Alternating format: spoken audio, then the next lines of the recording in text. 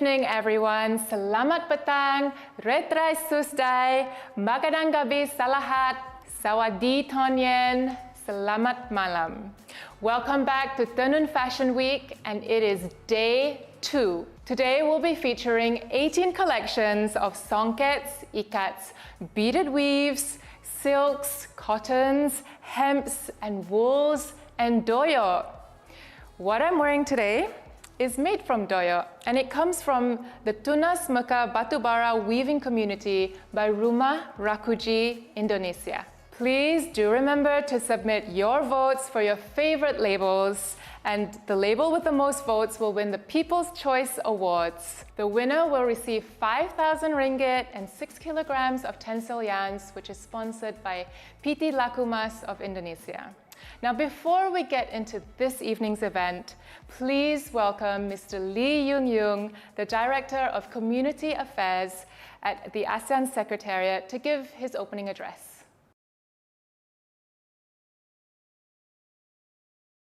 Dato Sri Nancy Sukri, Minister of Tourism, Arts and Culture, Malaysia. Tan Sri Dato Sri Zamzam Zainramli, Muhammad Ishaq, Chairman of Maybank Group. Dr. Surapi Ranjanavong, Honorary Chairperson of APADA. Excellencies and distinguished guests, ladies and gentlemen. Good evening. It is my pleasure to be part of this auspicious TENUN Digital Fashion Week held under Maybank Women Eco Weaver Program, jointly organized by the Maybank Foundation, Tanoti House Malaysia, together with the ASEAN Handicraft Promotion and Development Association. Both Maybank Foundation and ASEAN Handicraft Promotion and Development Association, APADA, are ASEAN accredited entities. As Director for Community Affairs in ASEAN Secretariat, I am absolutely proud to witness such joint efforts and promotion to showcase the region's shared culture and heritage. It is my aim to have more of such cooperation between ASEAN entities replicated. Since its launch in 2016, the Maybank Women Eco Weaver Program has uplifted the lives of many women folks in this region. The ASEAN Secretariat has offered its support to its program since 2017, as we included the women eco-weavers in the celebration of ASEAN 50th anniversary on 8th of August that year. The ASEAN Secretariat recognizes the program's contribution to the concerted efforts to provide financial inclusion for women. In this regard, I laud Maybank's Foundation firm's effort in supporting the regional weaving communities. Through these programs, women weavers are able to build a better future for themselves, given their access to training, capacity building, and microfinance.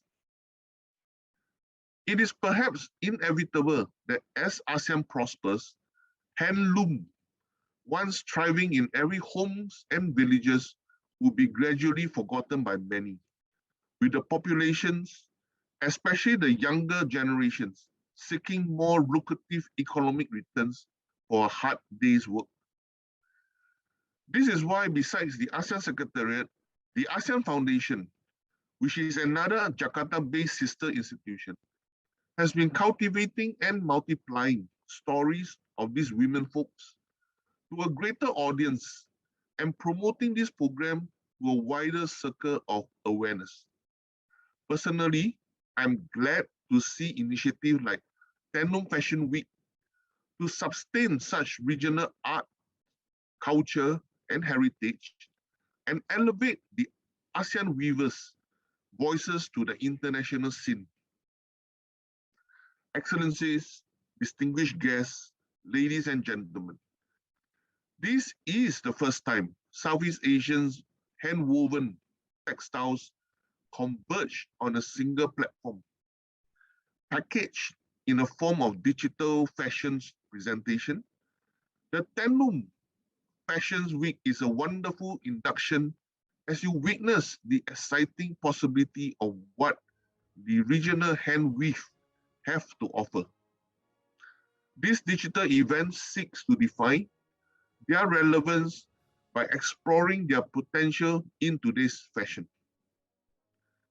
The TENUN Fashion Week also aligns with the ASEAN Social Cultural Community Vision 2025 through its commitment to promote the regional strategic plan on culture and arts by, among others, facilitating intercultural contact and collaboration, engendering a sense of ownership for the cultural heritage of ASEAN, and leveraging on culture for inclusive and sustainable development. On that note, I wish the TENUN Fashion Week a great success, and I trust that everybody will enjoy the show. Thank you.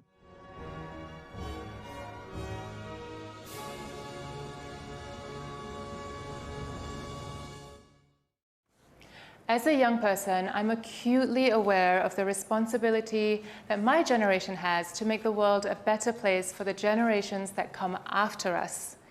And as I stand here today as your host for TENUN Fashion Week, I declare my resolve to make the world a better place. In the next series of collections, I can do just that because I feel that they are designed perfectly for my generation. They are hand weaves that are designed to be trendy and in vogue. Enjoy!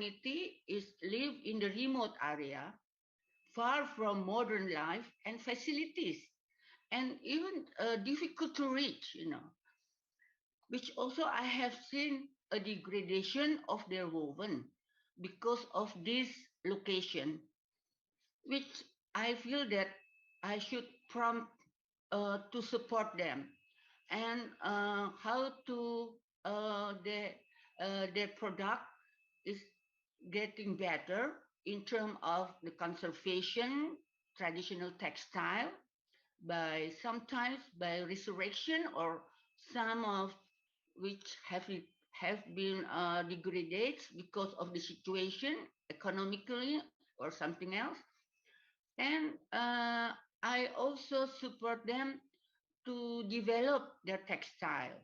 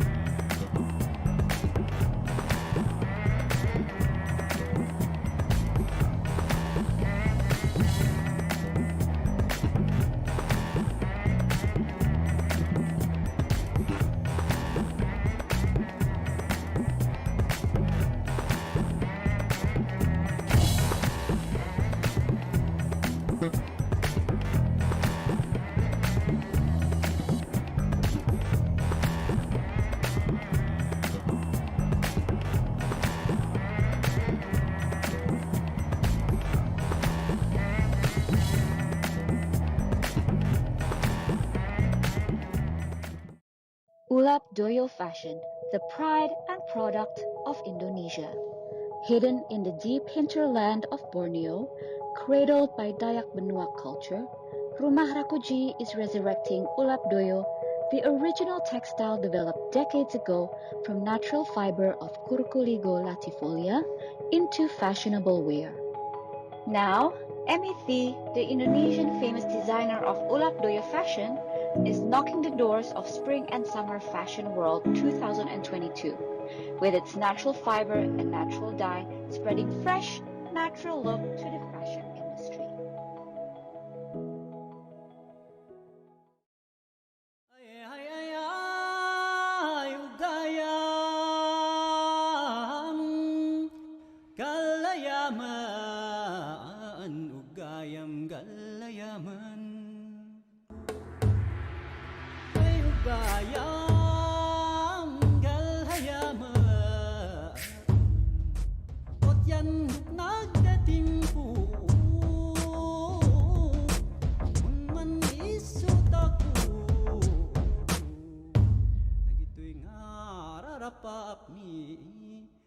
Sapay kuma may bingayu kadagiti daduma nga tattao ay ugayin ay hinsina aliduma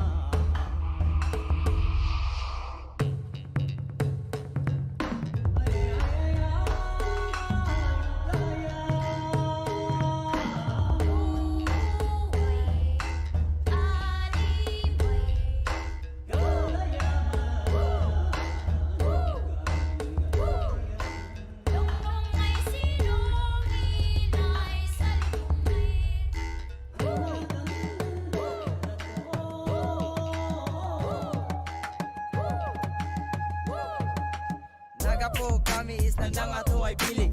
Ilin ka munyan ay adon maapig. Tubig, yang apoy mon papig sa sipugaw. Tawadan ni Pigsan, di men sulibaw. Montanyosa, Benguet, Ifugao. Lingga, Abra, Bagyo, Apayao. Selesai mangibugao. Selesai mangibugao.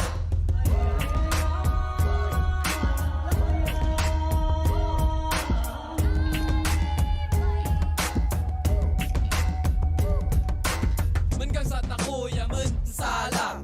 Napapigsaan na na'y kultura. Datakot ipasas na nayungong Tawada tong di ikas kasing da. Kultura tako papigsan tako. Tapno maunus nan ilit ako. Laiden taguan ibingayo. Inted kamun yan datakot aywanan. Iminim na isbata Sapuan siba ay Kultura obo binadang tako. Kakasing mangila isnan muong ay mangipabuya isnan kultura.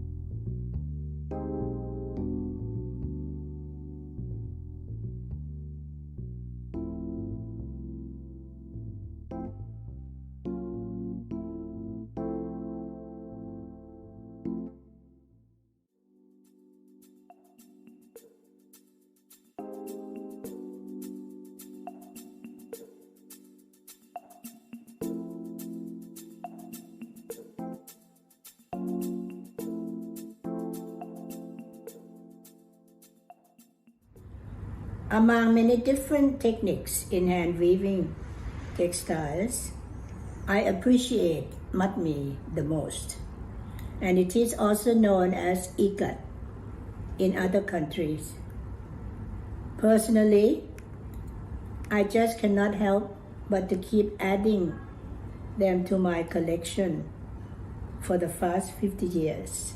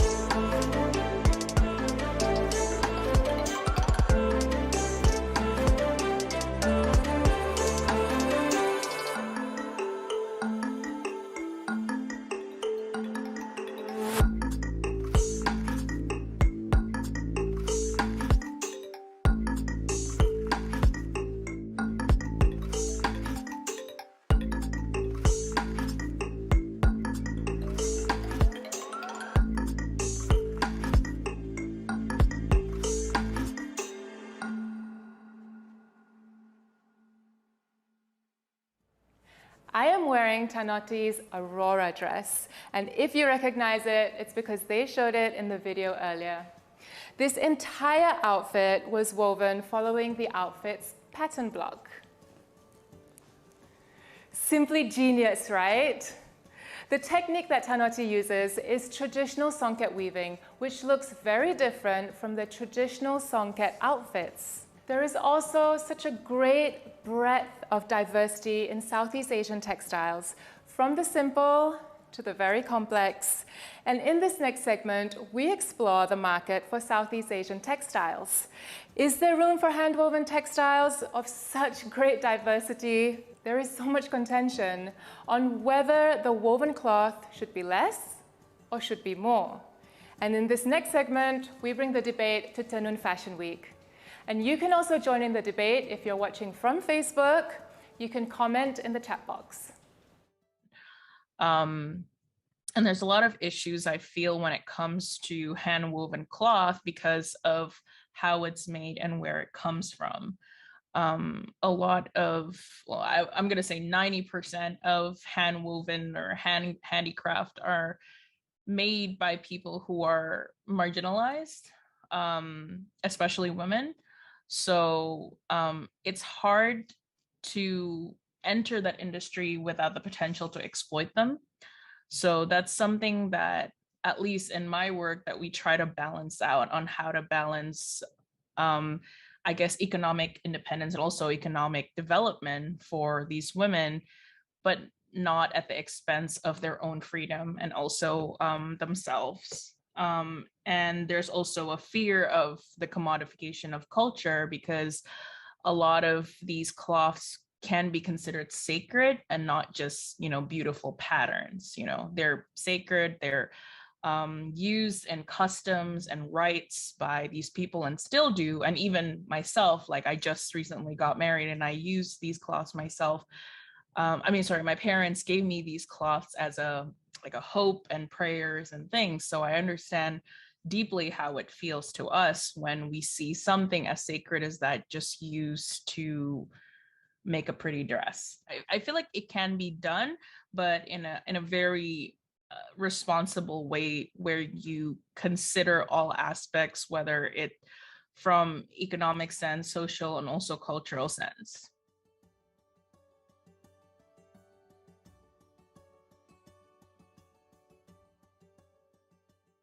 Welcome to the TENUN Fashion Week.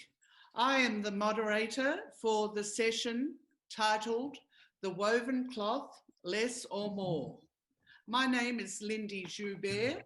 I'm an academic in architecture at the University of Melbourne, Australia. I'm an advisor and board member of the World Craft Council Asia Pacific region, and I'm founding director of the UNESCO Observatory Multidisciplinary Research in the Arts. I'm also president of the Pacific Arts Association, and I'm currently preparing 6 books on educating in the crafts for Springer, an academic publisher. I'm also an academic artist. So I'm delighted to be able to introduce 3 wonderfully interesting panelists who will speak about their respective lives involved in textiles. From the rich and exquisite woven fabric for the elite in Thailand, to the local textiles of Indonesia woven by local craft and artisans, demonstrating the skill of their forebears, to the perspective of a Spanish trend reporter and what is the latest in textiles for a variety of fields, from fashion to the home. So it is with great pleasure I introduce 3 dynamic people for the TENUN Fashion Week. Their work strikes a positive impact on achieving the United Nations Sustainable Development Goals. Through the skill of their textile crafts, they influence culture and community to find satisfying and enriching employment for not only themselves, but for their families and their communities. Their textile crafts also build the economies on large and small scales of their respective countries. The textile crafts are a major force in cultural economics, sustainable development, ingenuity, and creativity, and most importantly, for new ideas. The crafts overall are a cohesive force for well-being, overcoming mindless consumption and retaining the traditions and values that determine who we are as individuals and as creative nations.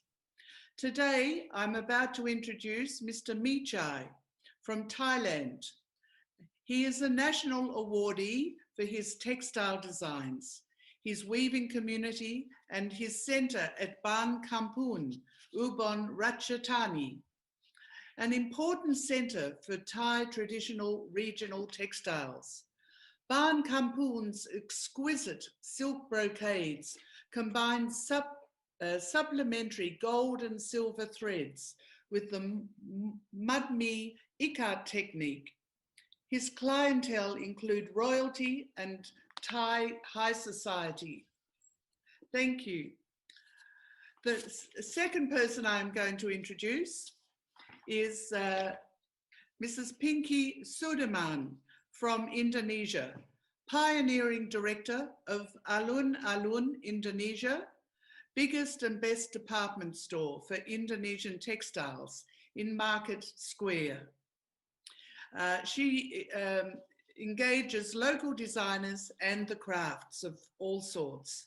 Under her creative direction, many innovative designs work in collaboration with textile and craft artists and a showcase to urban buyers in Jakarta and tourism.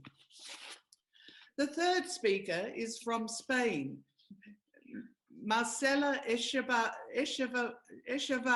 I'm sorry, Marcela, is an author and writer for several renowned journals and magazines in Europe and the USA. Marcela is at the forefront of trend forecasting for interior lifestyle and fashion and how we're going to progress into the future. Her current interest is the promotion of the Sang Yun Sha tea silk or mud silk, which is especially made in Guangdong. China reflects an understated elegance reserved for the social elite and nobility of China. Now, I'm going to ask each person some questions, and Michai, the first question I'm going to ask you, please, is would you please introduce Ban Kampun? So please introduce Ban Thank you, Ridley. Good afternoon from Thailand. I'm the founder of Ban Kampun, and when I was young, I learned weaving from my grandmother. Anyway, the Kampun is my mother's name, and then I borrowed her name to establish the new brand for our product. And anyway, we only weave only a few weavers in our place. And then when I was 20, then I was selected and awarded as the teen award about the profession in Thailand. So those days I practiced and I learned how to weave from my grandmother. She passed me many techniques of weaving, also done from natural, such as the yellow, green, and from black color. Anyway, when I studied in the Bangkok, and then I know many people in high society in Bangkok, and then I presented my grandmother's textile, and then for longer, and then many of them said that it's still the same. So why don't you tell your grandmother to create new collection for themselves? So that I have to play my role by I have to design by my own design to simplify and to make create a modernized color such as pastel color instead of the very traditional, really dark color. Because in Thailand we prefer the for lucky 5 colors, such as a yellow consists of yellow, white, and gems of green and red, and also yellow is to representing the gold color. And anyway, after that, after the king mother, and in the former she's a king to the late king of Thailand, Queen Sirikit help the people in Isan. I mean this area, my hometown as well, we call Isan people. And then we inherited the philosophy of weaving, such as from Buddhism, and also many influences, or maybe for domestic and from foreigner. And then I can create many new style of textile to the society. And anyway, I'm still young, and then the people look at me, then they we have to hurry. feel really, yeah, very interesting. And when I was about 20, and then I designed the new design, because normally we have to inherit it, even we have to follow the design like this, and this is own traditional style for shoulder cloth. And then for our group, our race have to wear such thing. So for me myself, I served this So maybe not our society, but I have to serve home, even in Bangkok and another part of Thailand, even the foreigners. So that's why it's become very interesting. And then I founded Kampun brand in my original place, not Ban Kampun now, but it's about 40 years ago.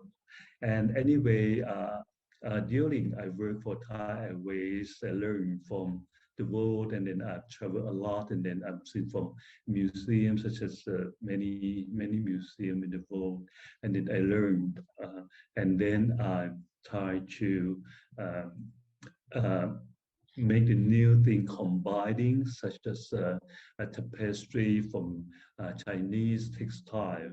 Because my father, he came from China, so I try to mix something from my father mixed with my mother. Is And do ikat, you it's pass on these skills to others? Do you train many other weavers, Michai? Do you train? Yes, in the beginning, about 15 people. Yeah.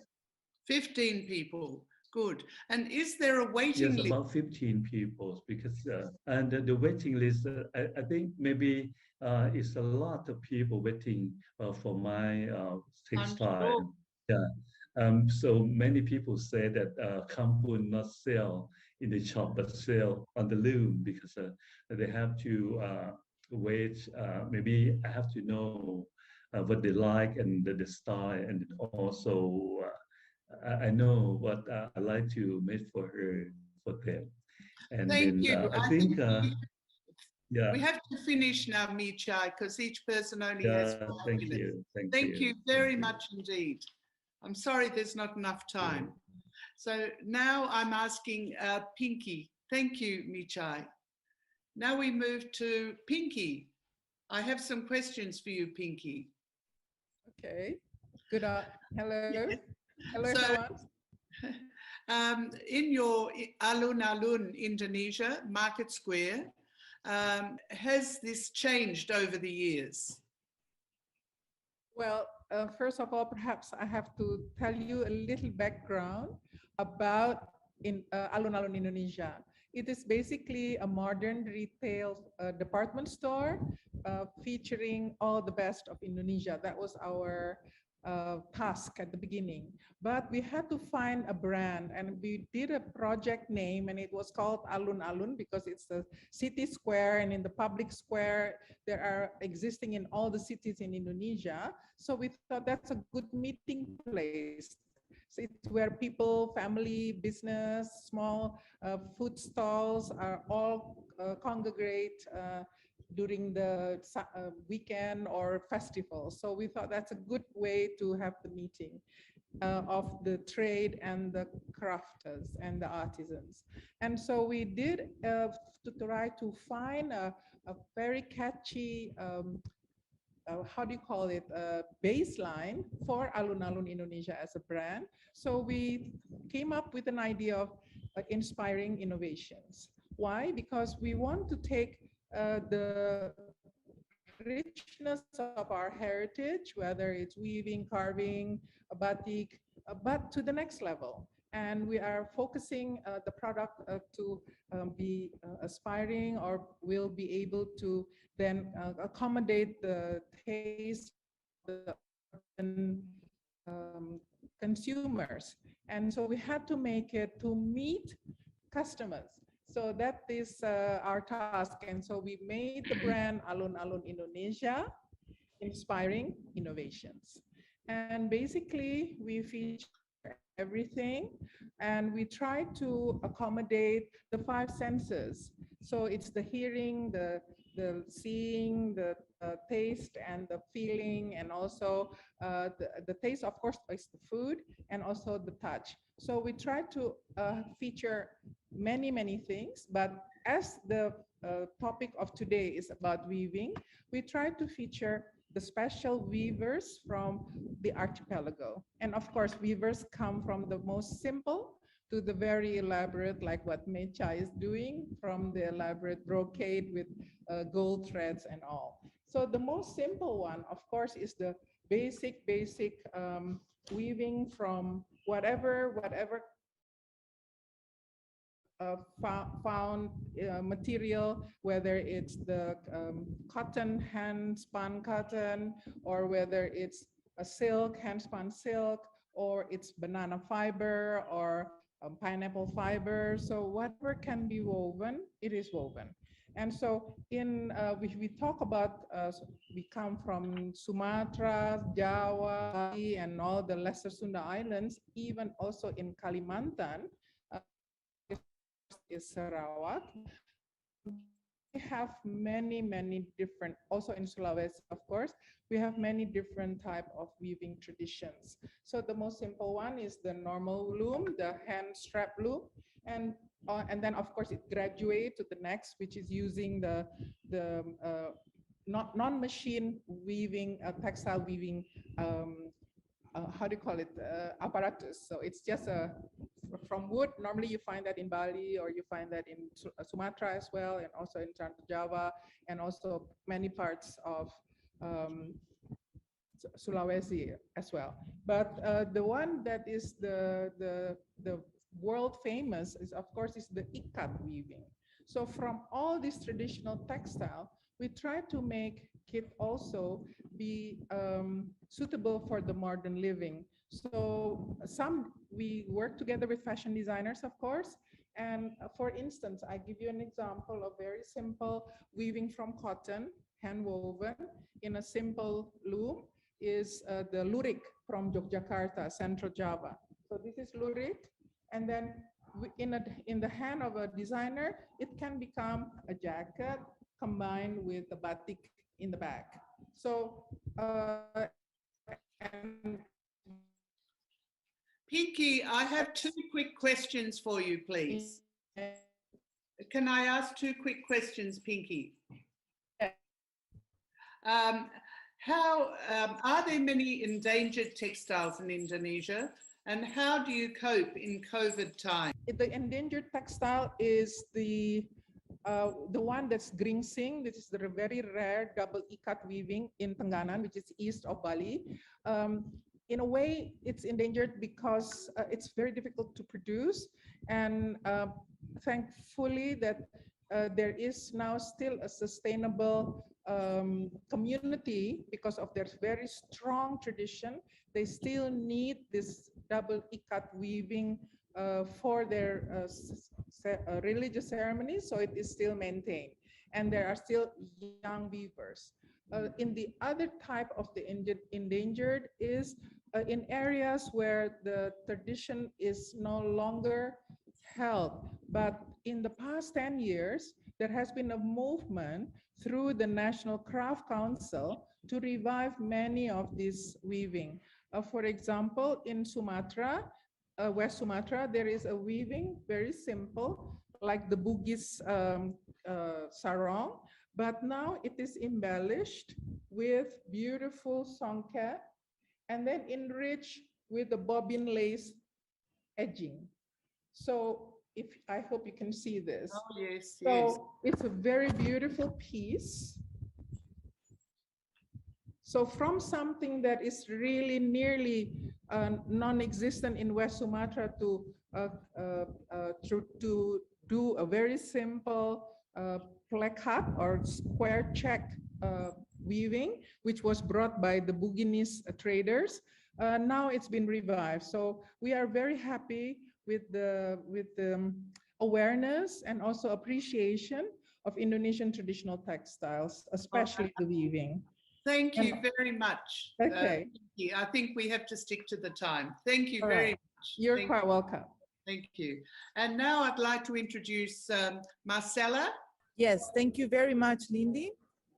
I'm here. Can you see me? Can you hear me? I can see you, yes.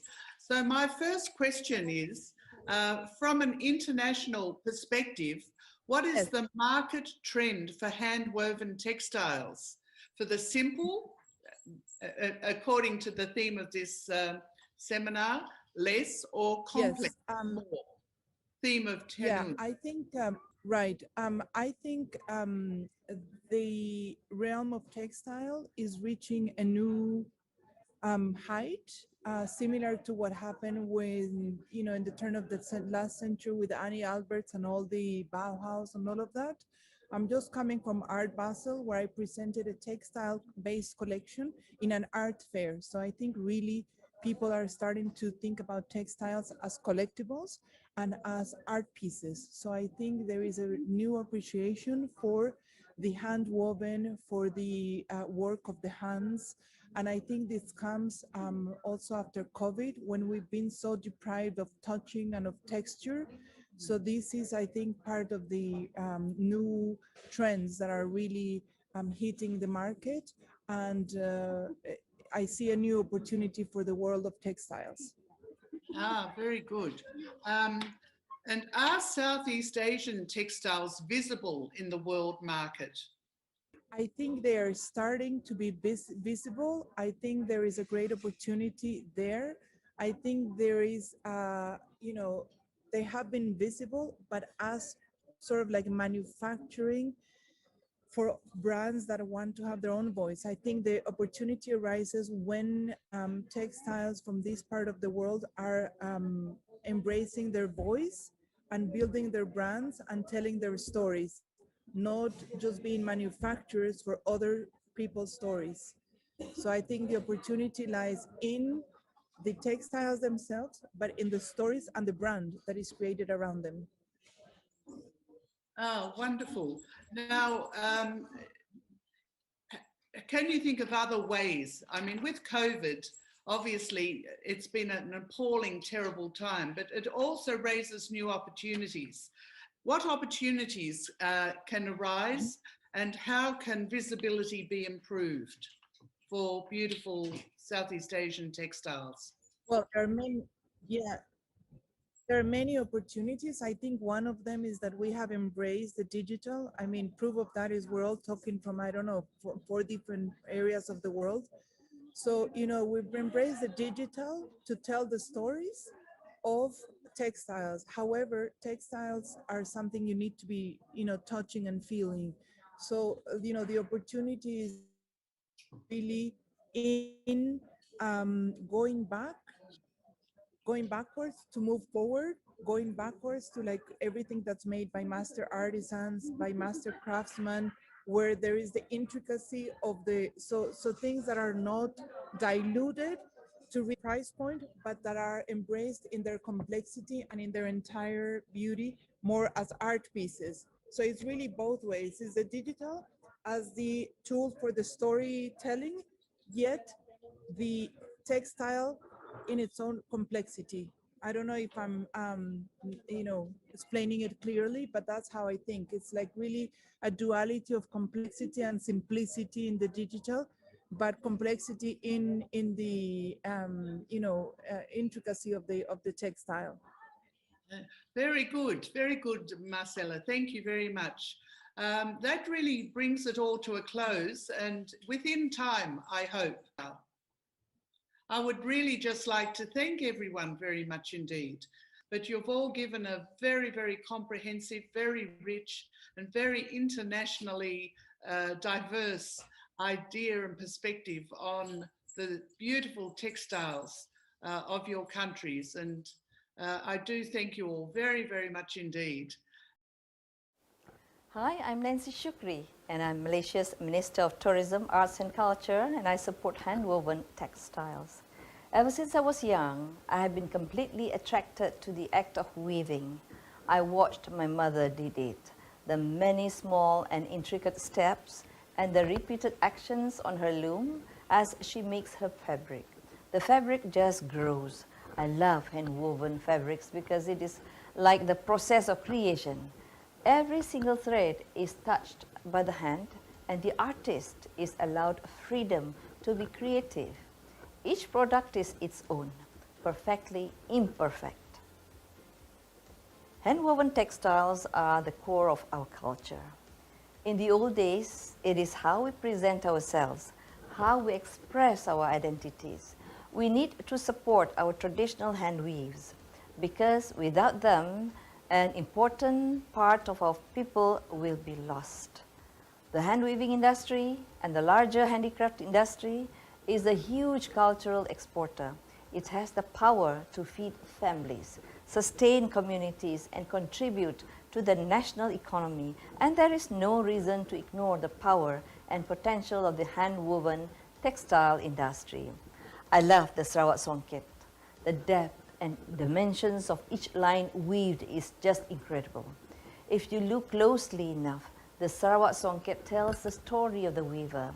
She counts her weaves for each pattern and expresses herself through those delicate patterns. It is so hard to explain, but when you see the Sarawak Songket, you will know what I mean.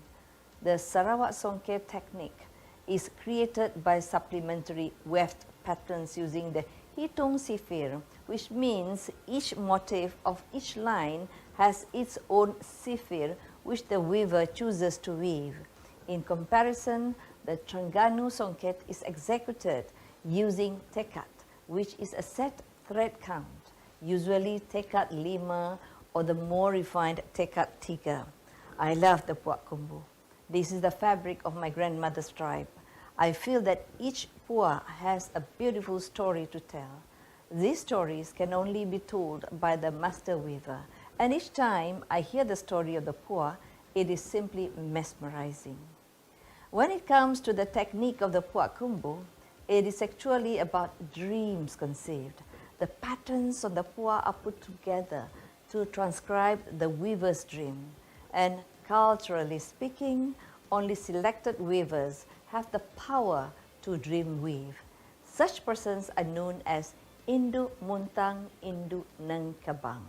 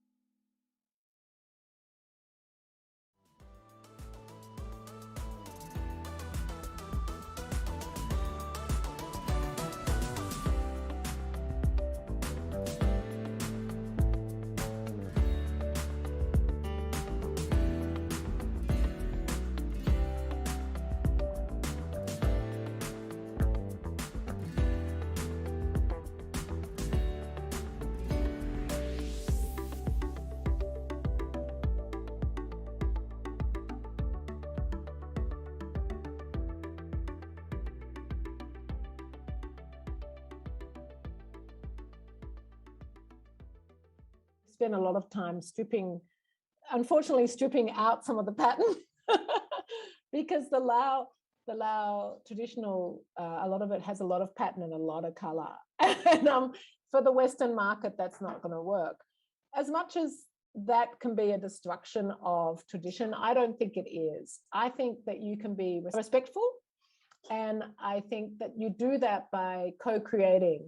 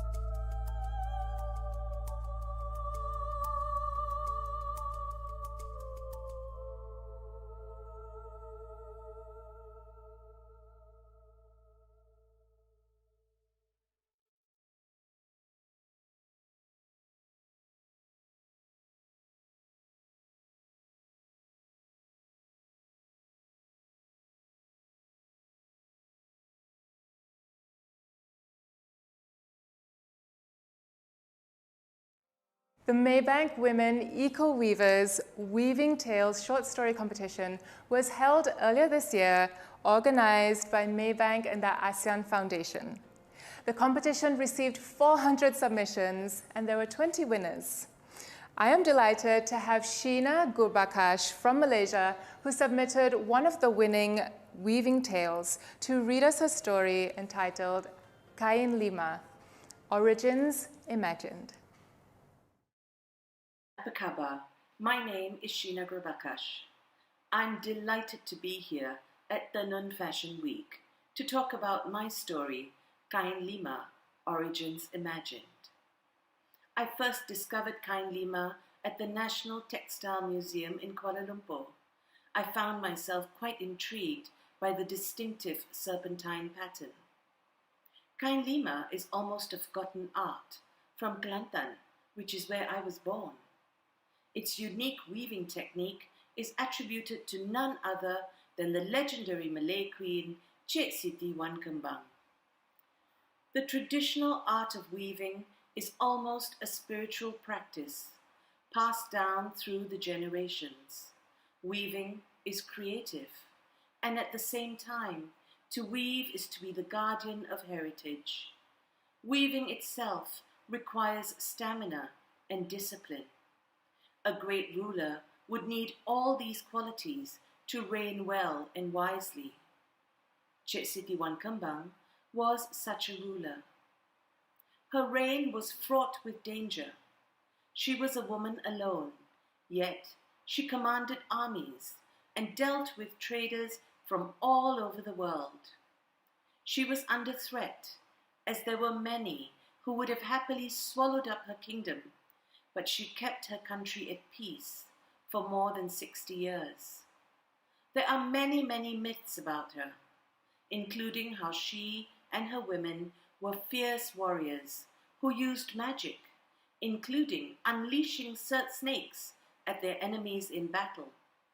And I wondered if part of that was also guile, if they had learned to use the clothes they wore as weapons. There were so many what-ifs, and suddenly this story fell into place. And so it begins. The python slithers across the hardwood floor. The monsoon rages late this year, the floods higher than usual, driving her from her home. She has traveled through the rain, up, and now she is here, out of the wet, to this smooth, flat expanse of wood. She stops, senses the air with her tongue.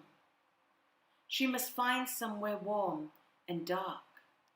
The python moves slowly toward a corner of the room. Someone has been careless.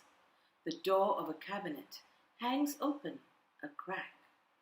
The python heaves herself into the dark interior. There, in the darkness, she entwines herself in the stored fabric and settles, safe in the nest she has made on a bed of silk. She lays her eggs. The young queen, Cik Siti Wan Kembang, sits at her loom, her nimble fingers at rest. As long as it rains, her kingdom is safe. No armies will assemble, no war will be declared, but the rain cannot fall forever. She has sent letters and gifts to the emperor in China, begging for his protection, but hears nothing back. She hears the rumors. The Emperor Wan Li sits in the Forbidden City, embroiled in civil war, and cannot protect her. In the west, Malacca has fallen to the Feringhi. To the north sits her enemy, Siam. She is alone. Who will stand with her against the might of Siam? She must find a new pattern, a new strategy to confound her enemies. But how? Where? Weeks later, the monsoon drizzles to an end. Damp cupboards are thrown open to air. A sobbing handmaiden is dragged before the queen, the remnants of the python's nest and the perfectly intact snakeskin proof of the girl's dereliction of duty. The queen should punish this girl harshly, but she knows that to do so will be an admission that her security is lax, so lax that a python twice her height could set up nest and birth her young in the queen's personal chambers. The queen wonders which of her courtiers will be the first to send word of this weakness north to her enemy. She calls for the snakeskin to be brought to her. It rustles in her fingers, dry and smooth as silk. She studies the precise beauty of the geometric scales, patterns. She prayed for a new pattern. She now knows what she must do. She raises the snakeskin above her head and cries, "Praise be to the Emperor Wan Li. He has sent his emissary, a Naga, to protect us from our enemies. We are under his protection. Let them send word of that to her enemies." The young queen sits at her loom. She will weave this new snakeskin pattern. She will sing incantations as she weaves to infuse it with the power of nagas and serpents. She will transform this silk fabric from her loom into a weapon. She will train her women to fling and fight with it, throwing her enemies into confusion. She will fool her enemies into thinking she is marked by magic, and they will fear her. Her kingdom will be saved. Centuries from now, they will speak of this, of how, when Cik Siti Wan Kembang and her women rode into battle, snakes would unfurl from their bodies to attack their enemies. And so she weaves kain lima. Terima kasih, and thank you for listening to my story. Indeed, the fabric kain lima is what we Malaysians consider to be the grand dame of woven fabrics. And in this next section of fashion collections, the modern-day rendition of kain lima is presented together with other hand-woven textiles garnished with exquisite embellishments.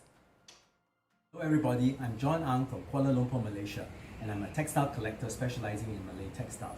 Today I'd like to share with you why I love hand-woven textiles. Here is a beautiful hand-woven songket from Sumatra, and I like it because of its humanistic quality and touch.